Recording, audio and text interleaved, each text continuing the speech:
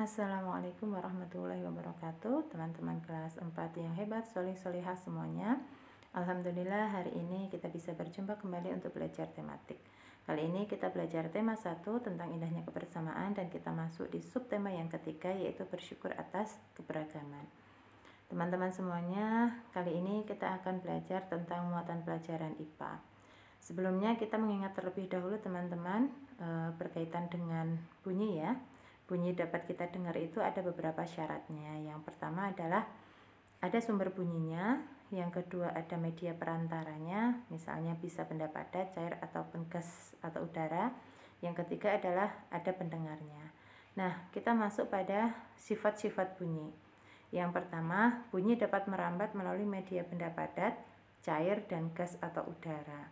Ini sudah kita pelajari di pembelajaran yang sebelumnya. Kemudian sifat yang kedua, bunyi dapat dipantulkan, dan sifat yang ketiga, bunyi dapat diserap. Untuk sifat bunyi yang kedua, bunyi dapat dipantulkan.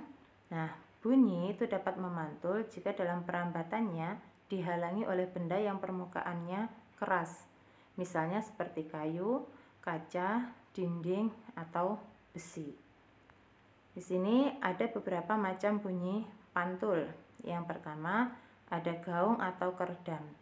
Gaung atau kerdam ini terjadi karena bunyi itu dipantulkan oleh dinding yang jaraknya tidak jauh atau dekat dari sumber bunyi.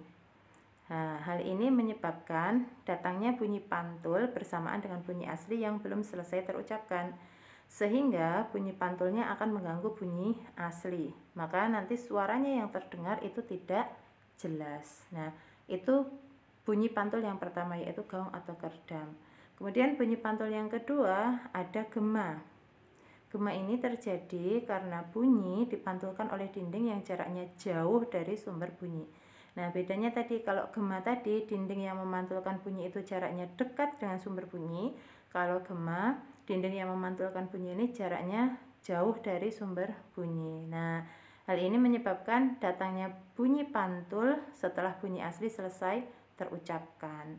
Nah, gema ini sering terjadinya ada di misalnya di gua-gua, di lembah-lembah dan bukit-bukit yang jaraknya jauh serta permukaannya keras dan rapat. Nah, salah satu manfaat dari gema ini dapat digunakan untuk mengukur kedalaman jurang ataupun mengukur kedalaman gua. Kemudian kita masuk ke sifat bunyi yang ketiga, yaitu bunyi dapat diserap.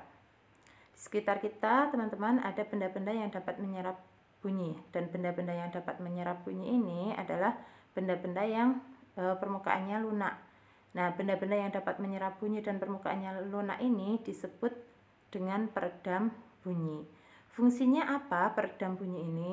Fungsinya adalah untuk mencegah terjadinya gaung atau kerdam.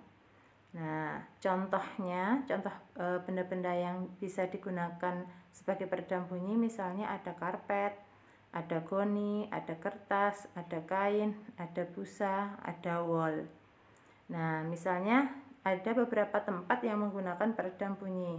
Contohnya studio rekaman, gedung bioskop, gedung pertemuan. Ini kita jumpai kenapa kemudian ada studio rekaman ataupun gedung bioskop yang besar, tetapi suara-suara yang di dalamnya tidak kita dengar dari luar gedung, itu karena di dalam gedungnya menggunakan peredam bunyi itu tadi. Nah, kemudian manusia itu dapat mendengar bunyi karena dibantu oleh frekuensi gelombang bunyi. Nah, frekuensi bunyi itu apa? Frekuensi bunyi itu adalah jumlah getaran bunyi yang dihasilkan dalam waktu 1 detik. Jadi dalam 1 detik itu ada berapa getaran bunyinya. Nah, itu frekuensi bunyi. Satuan frekuensi bunyi itu adalah hertz, atau kalau disingkatnya Hz kecil ya. Nah, kemudian ada beberapa jenis bunyi berdasarkan frekuensinya tadi. Ada 3. Yang pertama adalah gelombang bunyi infrasonik. Ini frekuensinya kurang dari 20 Hz. Nah, ini tidak bisa kita dengar ya teman-teman, tetapi ada beberapa hewan yang bisa mendengarnya, misalnya ada gajah, anjing, laba-laba, jangkrik.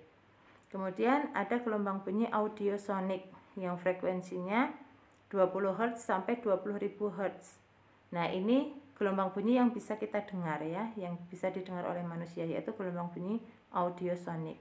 Sementara yang ketiga ada gelombang bunyi ultrasonik yang frekuensinya lebih dari 20.000 Hz. Dan ini dapat didengar oleh kelelawar, lumba-lumba, kemudian ikan paus. Jadi yang bisa kita dengar itu yang frekuensinya 20 Hz sampai dengan 20.000 Hz, dan itu disebut sebagai gelombang bunyi audiosonik. Nah, itu tadi teman-teman belajar kita hari ini tentang sifat-sifat bunyi dan frekuensi bunyi. Nah, semoga bermanfaat dan tetap semangat buat teman-teman semuanya. Ustazah akhiri, wabillahi taufiq wal hidayah. Assalamualaikum warahmatullahi wabarakatuh.